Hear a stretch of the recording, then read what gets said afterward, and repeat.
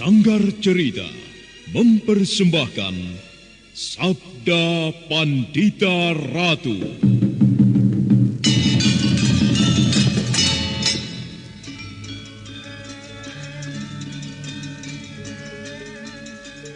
Apa yang kau lakukan di Kediri?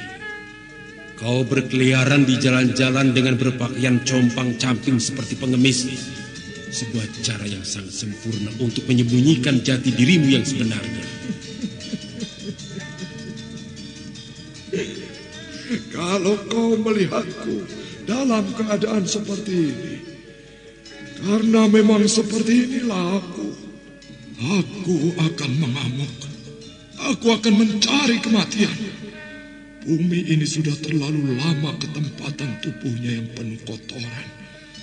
Sekaranglah saatnya aku menemukan jalan kematian yang paling sesuai. Aku Kumbakarna. Akulah Kumbakarna.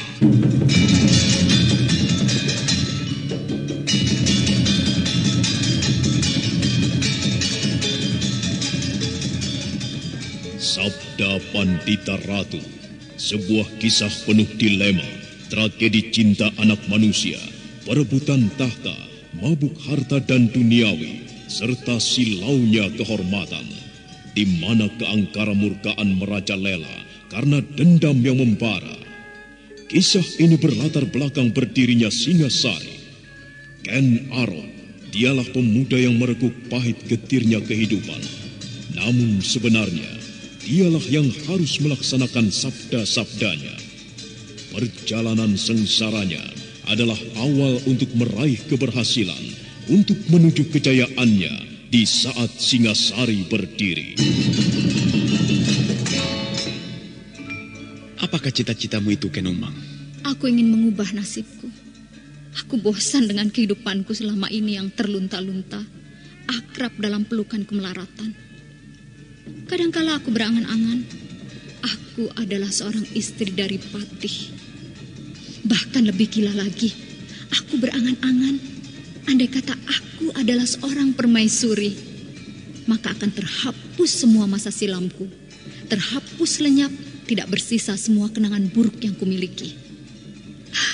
Itulah cita-citaku, Kakang Ken Arok. Bagaimana dengan kau, Kakang? Aku ingin menjadi seorang raja.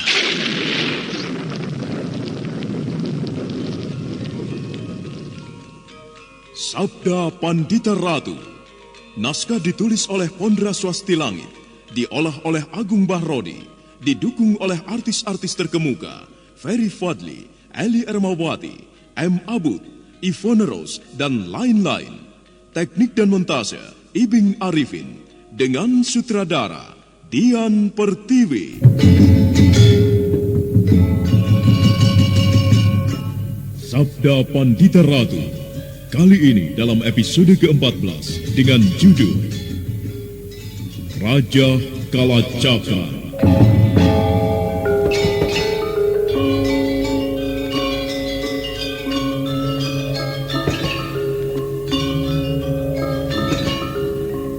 Dalam seri ke-393 ini, dengan para pemain Anis Yuliatri sebagai Endang Rudati, Haryoko sebagai Joko Prahoro, Tatok sebagai Pak Tua, Suryadin sebagai Senopati Praba, Ivone Rose sebagai Pinaka Swasti Ratu, Naryo, Rifki dan Mogan sebagai prajurit, dan Asdi Suhastra, pengantar cerita.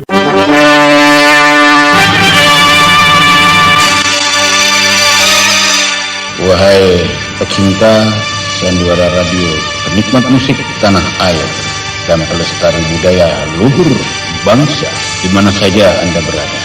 Bagi Anda pecinta sandiwara radio sejati, tentu tidak asing lagi dengan suara khas saya ini. Ya, saya kini muncul pemeran tokoh Rati Sanapa dalam serial Sungging Prabangkara, tokoh Adipati Mandururejo dalam serial Wahyu Astabdata, tokoh Kiwanoro dalam serial Kiakabada. Bukan itu saja, dalam serial Misteri Mimi Pelet dan Titisan Dewi Sambernyawa, Anda akan dapat temukan suara saya, luhur dan apik khasana budaya, kiranya tidak layak untuk tidak dilestarikan. Indah dan lezatnya sederet kenangan tentunya akan teramat manis untuk dilupakan. Satria Collection siap hadir sajikan solusi di mana saja kita dapat kembali segarkan indah dan manisnya berlaksa kenangan puluhan warsa silam. Di sini syarat tersuguh serangkum warna budaya, sederet musik kenangan tanah air yang pasti tidak pernah usang oleh pergeseran mode dan tantangan zaman. Yang lebih istimewa lagi, sejumlah serial sandiwara radio eksklusif tersaji di sini sebagai bentuk sarana hiburan bagi yang mengaku sebagai pengagum karya anak bangsa dan pecinta sandiwara radio sejati.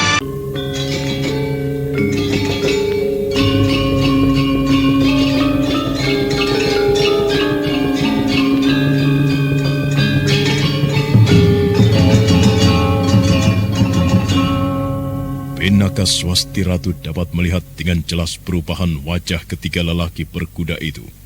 Maka yakinlah Pinaka bahwa mereka bertiga sebenarnya bukan para prajurit Kediri, namun orang-orang Tumapel.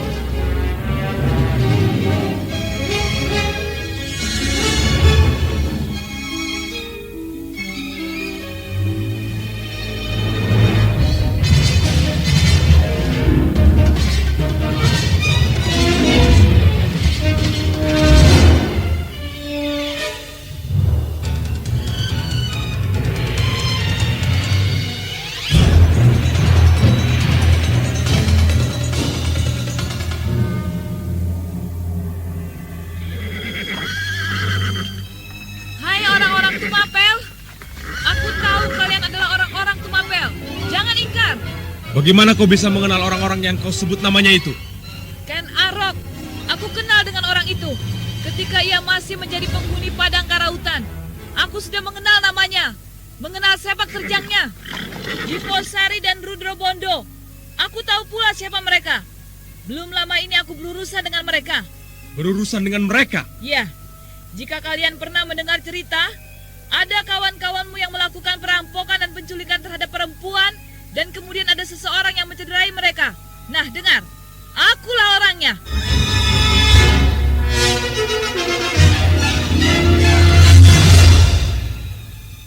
Shh, bagaimana?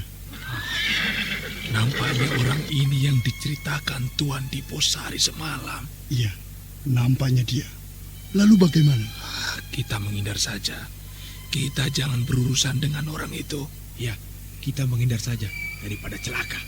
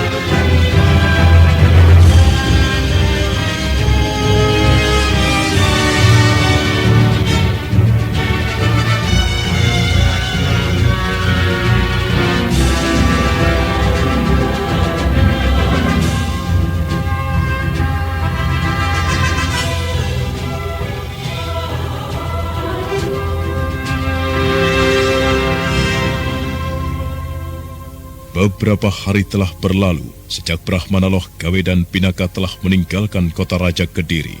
Dari arah barat nampak 2 ekor kuda berderap kencang seperti berpacu dengan waktu. Berhari-hari pula mereka telah menempuh perjalanan dari kaki Gunung Tidar hingga ke kota Raja Kediri.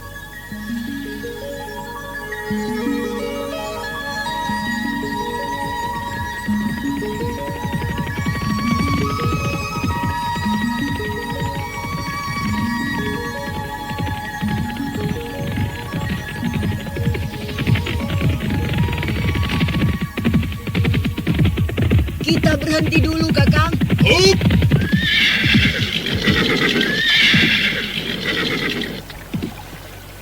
Ada apa, Rudati? Ketajaman mata hatiku merasakan kita semakin dekat dengan tempat bayi itu dilahirkan. Dan nampaknya perempuan yang dimaksud Sang Ratu Uma Durga memang melahirkan bayinya di kota raja.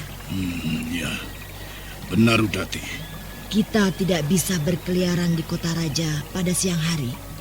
Di mana-mana prajurit-prajurit berkeliaran dalam persiapan peperangan. Kita menunggu malam dan kita beristirahat di sini, Kakang. Ya, baiklah.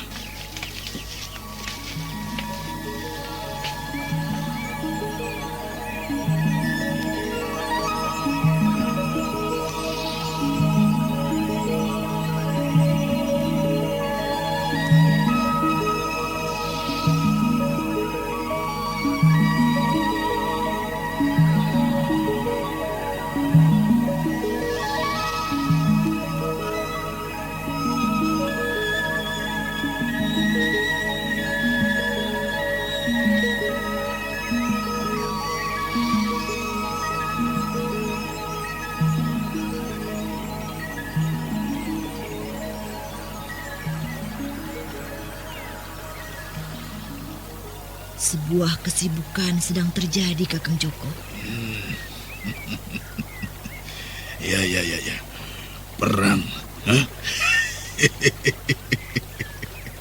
Sebuah tontonan yang menyenangkan. Sama-sama manusia saling berbunuhan.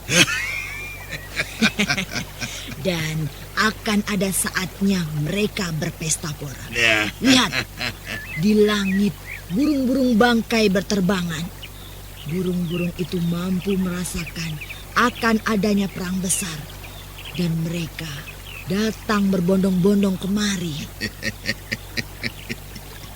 Ya, bukan hanya manusia yang berhak merasakan makanan lezat. Mereka juga berhak. Jika selama ini manusia adalah pemburu binatang dan memakan dagingnya, sekarang giliran mereka untuk menikmati makanan yang lezat. Ya, aku senang dengan peperangan, tontonan yang menakjubkan. Kakang, apakah kita akan melibatkan diri? Melihat keadaan, Rudati. Melihat untung dan ruginya. Kalau memang di sana kita akan mendapatkan keuntungan, mengapa tidak? Yang jelas, dalam peperangan ini tentu banyak lelaki yang berangkat ke medan peperangan. Para istri, para gadis cantik, tentunya sendirian dan tidak terjaga. Itu saja yang selalu kau pikirkan, Kakang. Sudahlah, jangan ganggu-gugat kesukaanku yang satu ini, Rudati. Asal kau juga tidak mengganggu-gugat jika aku melakukan hal yang sama. Apakah aku pernah mengganggumu? Hari telah senja, Kakang. Ya. Kita titipkan kuda-kuda kita. Dan kemudian kita masuki dinding kota raja seperti perilaku pencuri.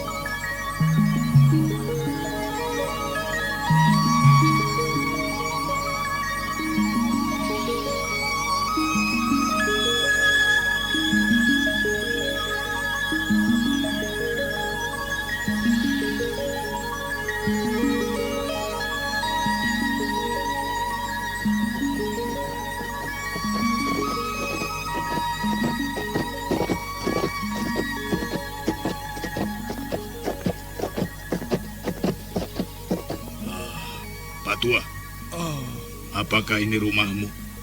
Benar, ini rumahku, Kisana. Kisanak berdua ada keperluan apa? Dengan siapa kau tinggal di rumah ini, Pak Tua? Sendirian, anak mas. Istri saya sudah mati. Anak laki-laki saya satu-satunya berangkat ke medan perang. Dan aku berharap dia tidak gugur di peperangan. Dengan demikian masih ada orang yang akan melanjutkan garis keturunanku. Rupanya kau sedih karena anakmu ikut perang, Pak Tua. Sedih jika kehilangan anakmu, begitu. Lalu mengapa kau tidak kawin lagi saja, Pak Tua? Kawin? Ya, benar Pak Tua.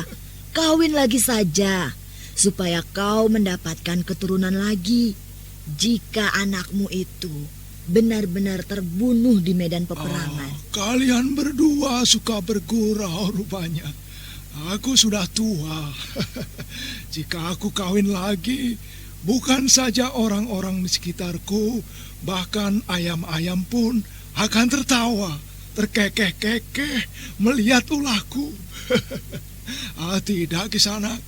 Aku terlalu mencintai mendiang istriku. Aku tidak pernah berpikir untuk kawin lagi.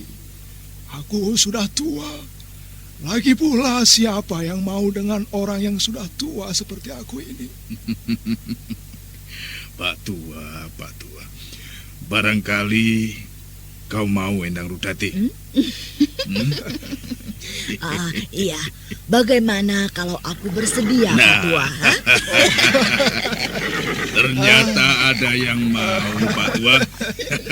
Bagaimana? Nyai mau dengan aku? Aku yang sudah tua seperti ini. Sungguh, Nyai. Mungkin. Bagaimana? Apakah mau memperistri aku? Wah, siapa kalian berdua ini sebenarnya? Namaku Rudati, dan ini kakangku, namanya Joko Prahoro. Kami berdua kakak beradik, Pak Tua. Apakah kau tidak laku kawin hingga usiamu setua itu? Iya. Aku sangat mempertimbangkan usul kalian berdua. Mari masuk ke rumahku, kita bicarakan soal itu. Tidak usah dulu, Pak Tua. Kami berdua ada keperluan yang sangat penting di Kotoraja lebih dulu. Kami titip kuda-kuda kami ini dulu. Nah, nanti kalau kami sudah selesai dengan urusan kami, kita akan bicarakan soal itu. Bagaimana? Kalian akan titip kuda? Iya, benar. Kalian berdua bersungguh-sungguh dengan tawaran itu tadi? Iya, kami bersungguh-sungguh, Pak Tua. Baiklah. Tinggalkan saja kuda-kuda kalian di sini. Aku akan menjaga sebaik-baiknya.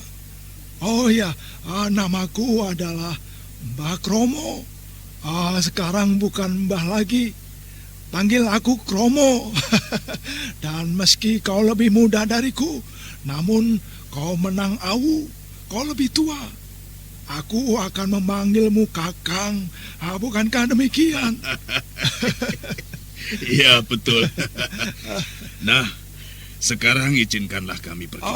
Iya. Pergilah. Jangan khawatir dengan kuda-kuda kalian. Pergilah, selesaikanlah dulu urusanmu.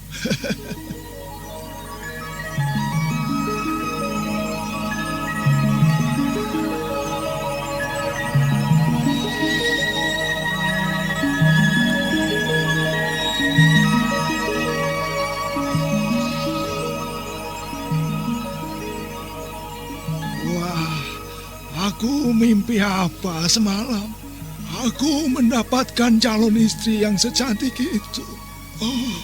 Rupanya para dewa selama ini mendengarkan keluh kesahku dan mengirimkan bidadari yang cantik ke sampingku. Bukan main, benar-benar bukan main. Aku sudah tua dan benar-benar batuk. Sialan, mengganggu orang saja.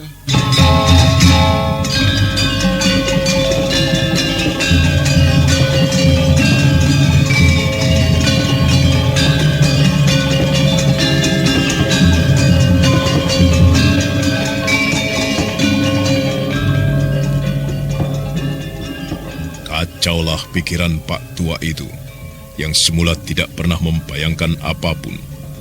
Matanya yang semula redup oleh duka, khawatir nasib anak lelaki satu-satunya yang berangkat ke medan peperangan antara Kediri dan Tumapel, berubah menjadi berseri-seri, bersinar. Senyum yang aneh menghias sudut bibirnya, karena usianya yang memang sudah tua, dengan 2 buah gigi bagian depan telah lepas, membuat senyum itu semakin tidak karuan. Untunglah tidak ada seorang pun yang tahu.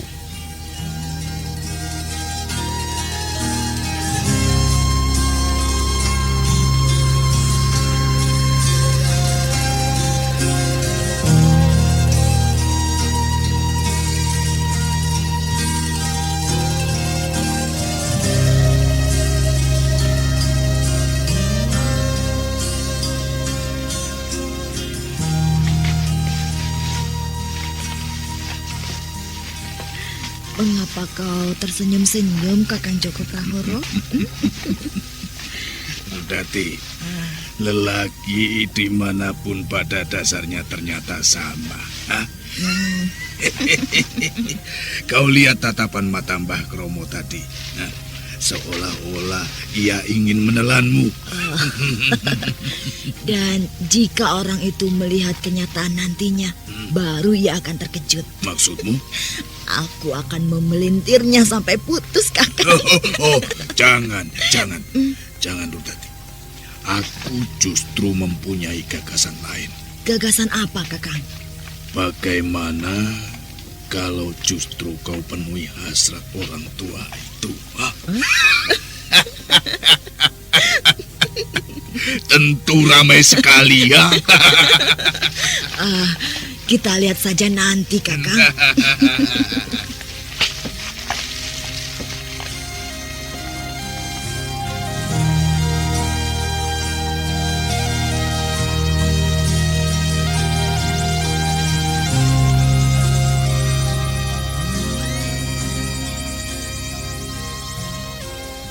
Hari bergerak ke arah malam dengan kemampuannya yang tinggi.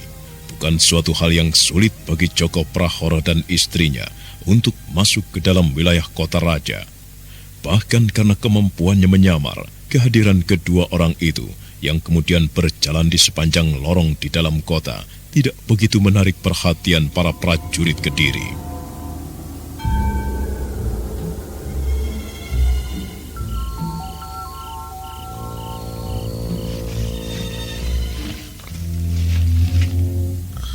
Rumah itu? Ya, rumah itu. Aku yakin. Di rumah itu perempuan yang sangat dibenci oleh sang ratu itu telah melahirkan bayinya. Kita masuk ke rumah itu, Kakang. Ya, tetapi tidak melewati regol depan. Regol itu dijaga oleh prajurit. Kita loncati dinding yang di sebelah sana itu. Ayo. Baik, Kakang. Tetapi hati-hati. Perempuan yang bernama Pinaka itu mempunyai kesaktian yang tinggi. Rudati, kesaktian itu lenyap bersamaan dengan kelahiran bayi yang dikandungnya. Sudah, jangan khawatir soal itu. Ayo, kita melintas ke sana. Kita loncat, Kakang. Hop!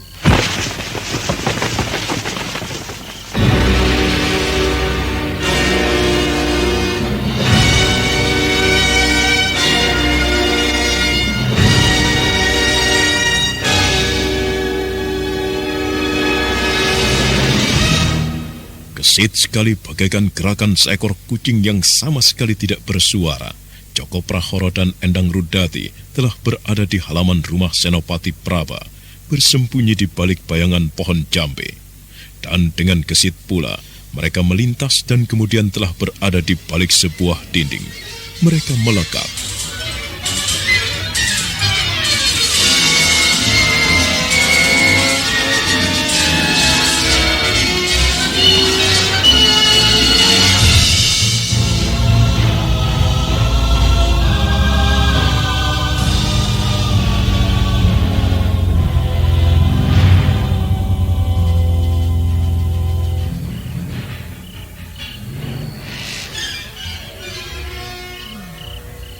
Semakin kuat kurasakan.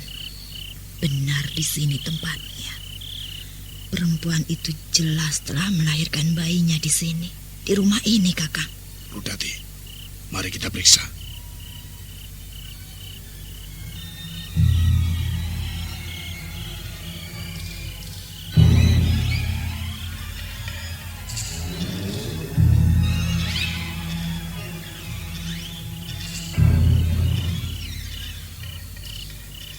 Bayi demit itu telah lahir di sini, di ruangan ini, Kakang. Artinya, ia sekarang telah meninggalkan tempat ini, Rudati. Iya, kita terlambat. Perempuan dan bayinya itu telah pergi. Kita harus mendapatkan keterangan kemana mereka pergi. Dan keterangan itu bisa kita peroleh dari pemilik rumah ini. Menilik bahwa rumah ini dijaga oleh seorang prajurit menunjukkan rumah ini bukan rumah orang kebanyakan. Mungkin rumah pejabat di Istana Kediri. Ya, milik seorang tumenggung atau paling tidak senopati. Peduli setan dengan apapun pangkat dari pemilik rumah ini. Orang itu harus kita peras keterangannya. Sayang sekali. Kemampuan kita melacak perempuan dan bayinya itu dengan menggunakan ketajaman mata hati kita hanya sampai di tempat ini. Untuk selanjutnya, kita harus menemukan orang itu dari keterangan demi keterangan yang kita kumpulkan. Kuda.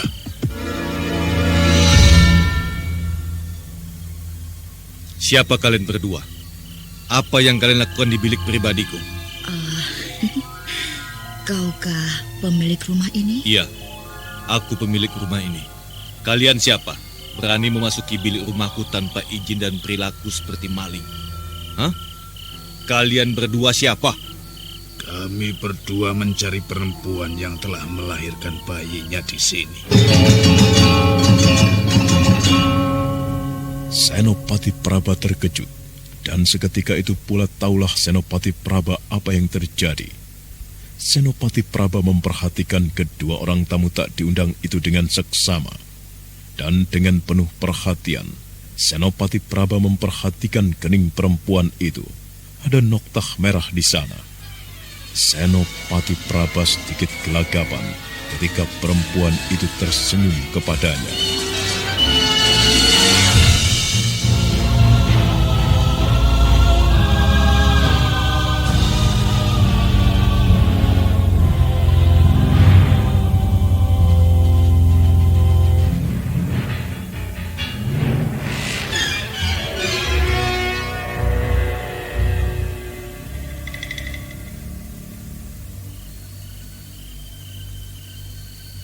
Siapakah sebenarnya kalian berdua? Bagiku tidak penting. Yang penting adalah di mana perempuan yang telah melahirkan bayi di rumah ini. Tidak ada. Rumah ini belum dihuni perempuan. Aku belum beristri. Tidak ada perempuan yang telah melahirkan di rumah ini. Kau jangan mengelak. Kami berpenciuman tajam. Setajam penciuman anjing. Kami dapat mencium bau itu. Bahkan dari jarak yang sangat jauh, kami telah mengetahui bayi itu lahir di tempat ini. Kau tidak bisa ingkar di hadapan kami. Aku tidak tahu persoalan yang sedang kalian bicarakan. Sebaiknya jangan kau tutup-tutupi, pemuda tampan. Katakan saja, di mana perempuan yang telah melahirkan bayinya di rumah ini? Atau kami juga membutuhkan keterangan. Ada hubungan apa antara kau dengannya? Jawablah. Kalian tidak bisa memaksaku seperti itu. Akulah yang justru akan menangkap kalian, karena kalian telah berani masuk rumah Senopati Praba seperti perilaku maling. Jadi kau bernama Praba, pangkatmu Senopati. Senopati Praba. Aku tidak peduli meski pangkatmu adalah Senopati, atau Tumenggung, atau patih, atau seorang raja sekalipun. Tetapi kau tidak berhak membisu, tidak menjawab pertanyaanku. Di mana perempuan itu? Perempuan bersama bayinya yang jelas-jelas telah lahir di sini. Bahkan di ruangan ini juga. Katakan saja, pemuda tampan. aku akan memberikan imbalan yang layak untukmu. Imbalan itu adalah diriku sendiri. Nampaknya mereka benar-benar orang-orang yang sudah liar sama sekali. Yang sama sekali tidak mengenal tatanan lagi. Mereka tidak mengenal rasa malu. Sebagaimana yang kubayangkan, pengikut dan pemuja Batari Durga itu pasti berperilaku seperti itu. Gila. Tidak. Aku tidak akan memberikan keterangan apapun yang akan mencelakakan orang yang aku cintai. Di ajang Pinaka harus aku lindungi. Bahkan aku akan mencoba untuk menangkap mereka. Aku yakin bukan perempuan ini yang bernama Uma Durga. Pasti ia hanya sekedar pengikut. Apa yang sedang kau lamunkan, anak muda? Kau sedang mempertimbangkan tawaranku. Kalian rupanya pengikut perempuan bermata 3 itu. Bagus.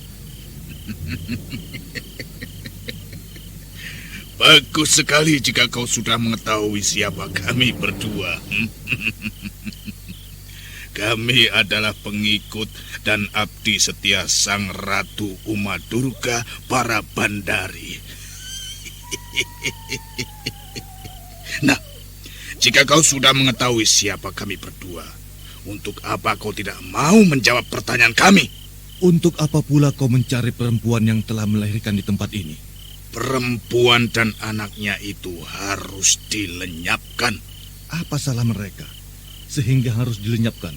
Karena mereka akan menjadi duri di dalam daging. Iya, aku telah mendengar cerita itu tentang seorang perempuan pemuja Durga yang bermaksud menghancurkan sebuah candi dan harus lahir kembali ke dunia ini karena keinginannya tidak kesampaian.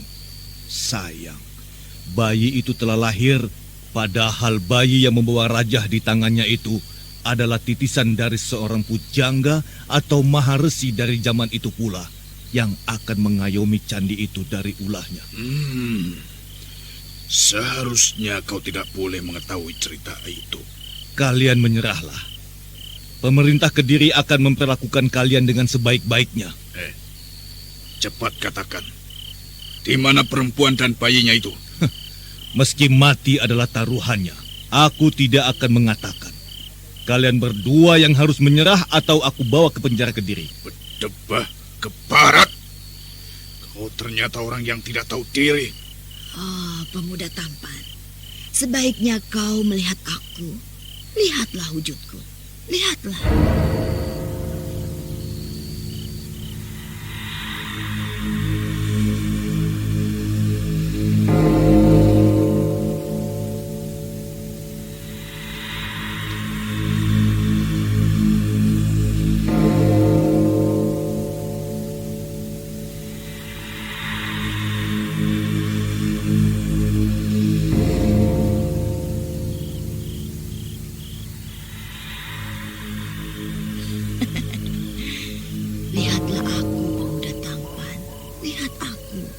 Mengapa kau memintaku untuk melihatmu? Lihat pemuda tampan. Bukankah aku sangat menarik? Kau belum tahu. Aku masih segar seperti buah tomat yang kemerahan. Lihatlah aku dengan seksama dan kau akan tertarik kepadaku. Kau berubah menjadi cantik. Kau tentu menggunakan ilmu sihir untuk mempengaruhi pandangan mataku. Iya, aku menggunakan ilmu sihir agar kau tertarik kepadaku, terpesona oleh kecantikanku. Lihatlah, aku sangat cantik menggairahkan, bukan? Aku sangat cantik menggairahkan, pemuda tampan. Perempuan itu sedang mempengaruhiku. Ia sedang berusaha menyihirku, mengacaukan pikiranku seperti yang diceritakan oleh Bapak Lugawe. Aku tidak boleh memandang matanya. Dari tatapan matanya ia berusaha mempengaruhiku. Tidak, di ajang Pinaka. Aku tidak akan bercerita apapun tentang kau dan anakmu. Aku tidak akan bercerita apapun. Hei anak muda, lihatlah aku. Kau boleh memelukku anak muda. Ayo, mendekatlah. Tetapi imbalannya, kau harus menceritakan di mana perempuan dengan bayinya itu sekarang berada. Lekas anak muda. Lekas. Yes!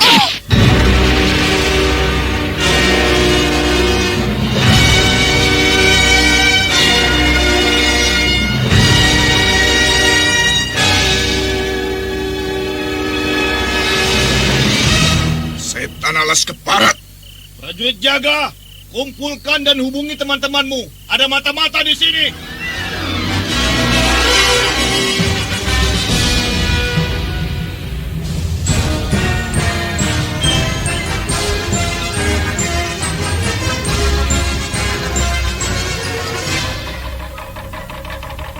Keparat, kurang ajar kau. Nasibmu buruk sekali di sana.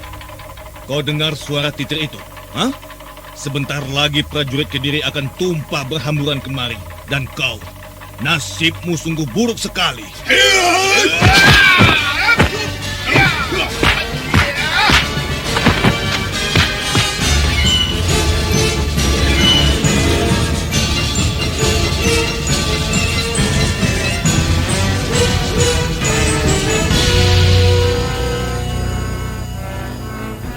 Berdebah, kau akan mati di tanganku. Iya! Hai! Iya!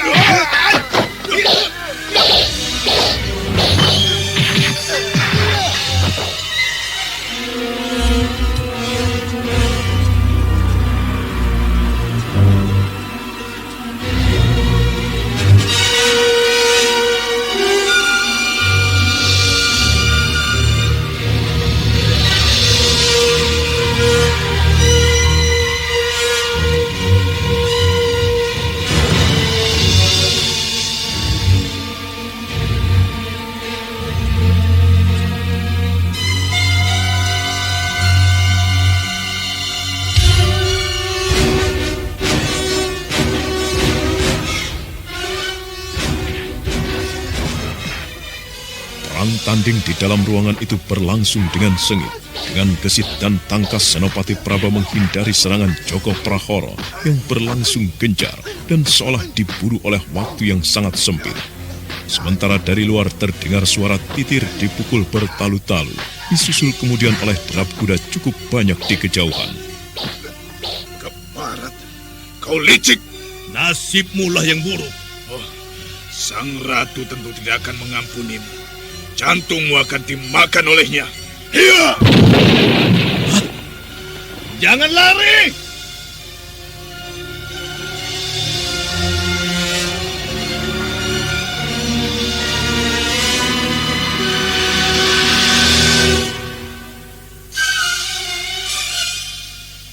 Terlambat bagi Senopati Praba. Joko Prahoro telah membanting sesuatu yang kemudian meledak dan menimbulkan asap. Tubuh kedua orang tamu tak diundang itu pun kemudian lenyap. Joko Prahoro dan Endang Rudati telah tidak kelihatan lagi batang hidungnya, sedangkan pintu ruangan telah pecah berantakan. Dan di luar, Senopati Praba berusaha melacak, namun tidak menemukan sesuatu.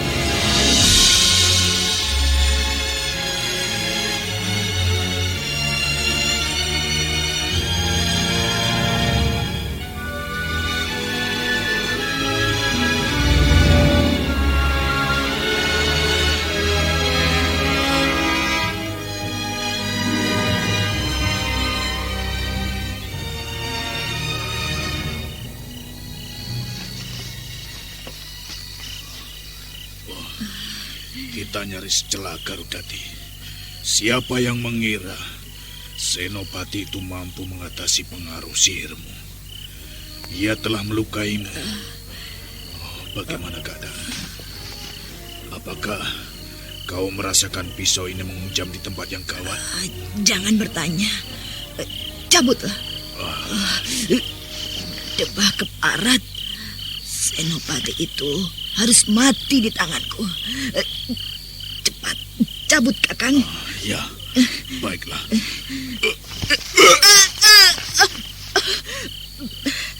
Berdebak erat, sakit sekali. Sudah. Tenangkan perasaan Murdati. Orang itu akan mendapatkan hukumannya. Aku telah melepas rambut sang ratu di rumahnya. Orang itu tentu tidak akan selamat.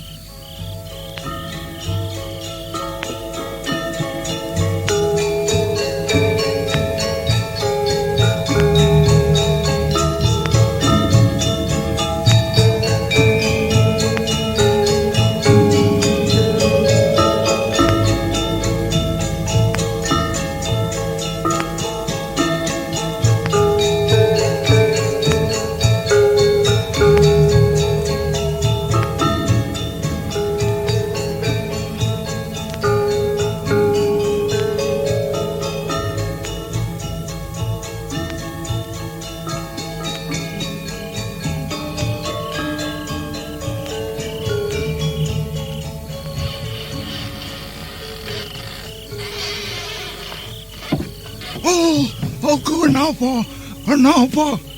Ada apa dengan calon istriku? Ada apa ini? Sudah, diam kau Patua. Kau membentakku.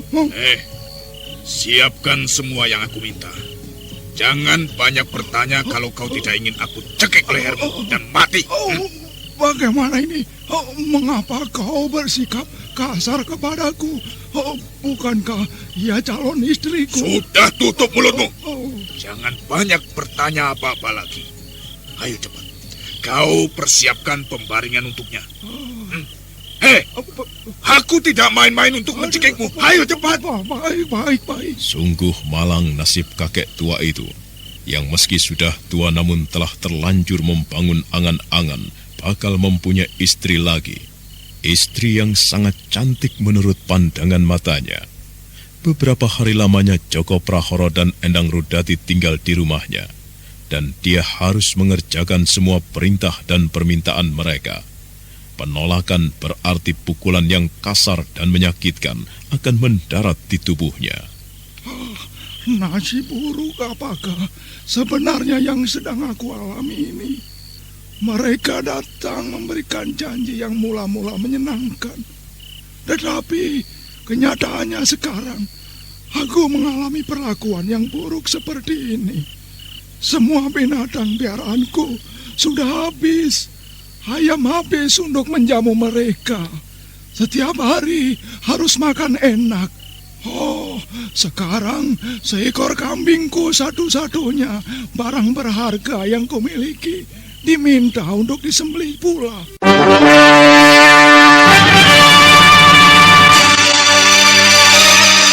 Wahai pecinta sandiwara radio, penikmat musik tanah air dan pelestari budaya luhur bangsa di mana saja Anda berada. Bagi Anda pecinta sandiwara radio sejati, tentu tidak asing lagi dengan suara khas saya ini. Ya, saya kini khusus pemeran tokoh Rati Sanapa dalam serial Sungging Prabangkara, tokoh Adipati Mandurorejo dalam serial Wahyu Astabatra, tokoh Ki Wanoro dalam serial Jagabada. Bukan itu saja, dalam serial Misteri Mimi Pelet dan Titisan Dewi Sambernyawa, Anda akan dapat temukan suara saya, luhur dan apik khasana budaya, kiranya tidak layak untuk tidak dilestarikan. Indah dan lezatnya sederet kenangan tentunya akan teramat manis untuk dilupakan. Satria Collection siap hadir sajikan solusi di mana saja. Kita dapat kembali segarkan indah dan manisnya berlaksa kenangan puluhan warsa silam. Di sini syarat tersuguh serangkum warna budaya, sederet musik kenangan tanah air yang pasti tidak pernah usang oleh pergeseran mode dan tantangan zaman. Yang lebih istimewa lagi, sejumlah serial sandiwara radio eksklusif tersaji di sini sebagai bentuk sarana hiburan bagi yang mengaku sebagai pengagum karya anak bangsa dan pecinta sandiwara radio sejati.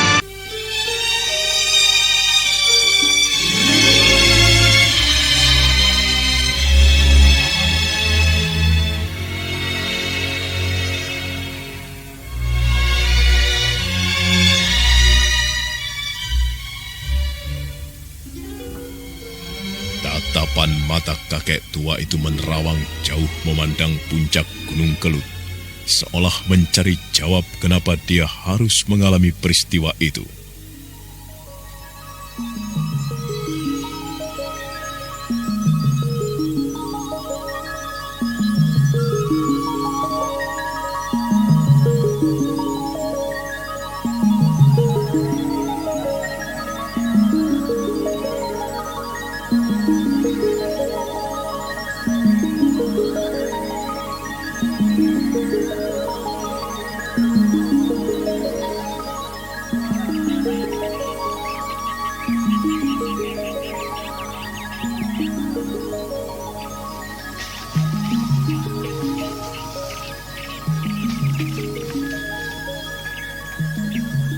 Apa yang kau perhatikan, Kameswara? Ada asap, Ki Juru. Padahal tempat ini sepi sekali. Mana? Itu, di sana. Bukankah di sekitar tempat ini tidak ada perkampungan, Ki Juru? Beberapa hari yang lalu kita melewati tempat ini. Iya, benar, Kameswara. Tidak ada perkampungan. Berarti orang yang membuat perapian itu bukan penduduk di sekitar tempat ini. Mari kita dekati mereka. Kita intip siapa mereka. Ayo. Perapian itu berada cukup jauh di lereng. Kameswara dan Ki Juru Sungging mempercepat langkahnya. Pada sebuah ketinggian bukit, mereka dengan jelas dapat melihat ada beberapa orang yang sedang melingkar merubung perapian. Ada 4 orang yang nampaknya sedang membakar binatang buruan. Kau bisa memandang tempat yang jauh dengan cukup tajam, Kameswara. Mengapa tidak kau gunakan kemampuanmu itu untuk mengetahui siapa mereka? Baik. Kameswara memenuhi permintaan Ki Juru Sungging. Dengan seksama Kameswara mengeterapkan kemampuannya yang aneh itu untuk mempertajam pandangan matanya. Kameswara seolah mampu mendekatkan jarak yang sedemikian jauh hingga terlihat jelas. Rona wajah Kameswara berubah. Dia sangat terkejut. Hei, kau nampak terkejut. Kau pasti mengenal mereka. Iya, aku mengenal mereka. Tetapi mengapa mereka berada di sini? Apa maksudmu? Siapa mereka? Mereka masih keluargaku. Mari kita ke sana.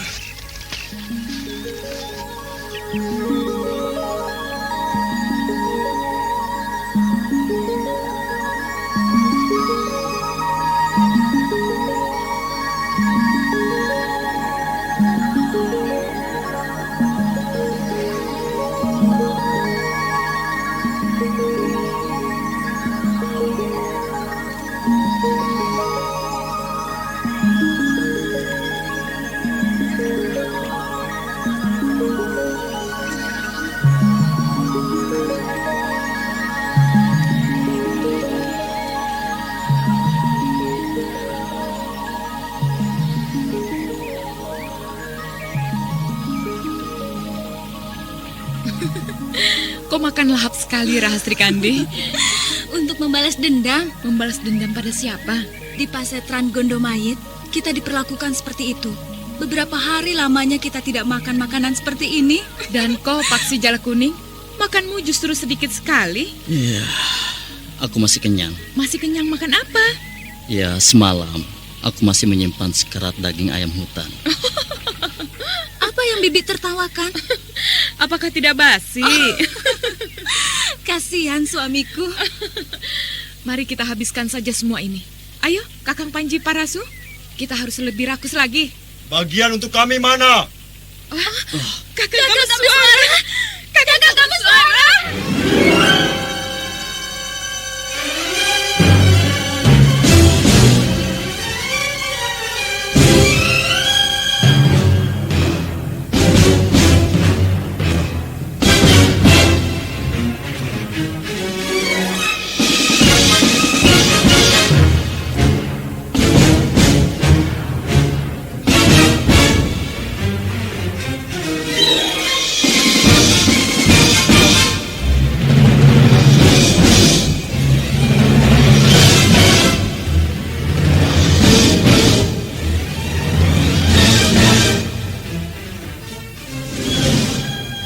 Kemunculan Kameswara bersama Ki Juru Sungging itu benar-benar membuat Rahastri Kandi dan Ken Siwi meledak gembira. Mereka segera beranjak bangkit dan berlari menubruk Kameswara. Nah, apa yang akan mereka lakukan kemudian? Saudara pendengar, untuk mengetahui jawabannya, ikutilah kelanjutan kisah ini dalam seri berikutnya. Sampai jumpa.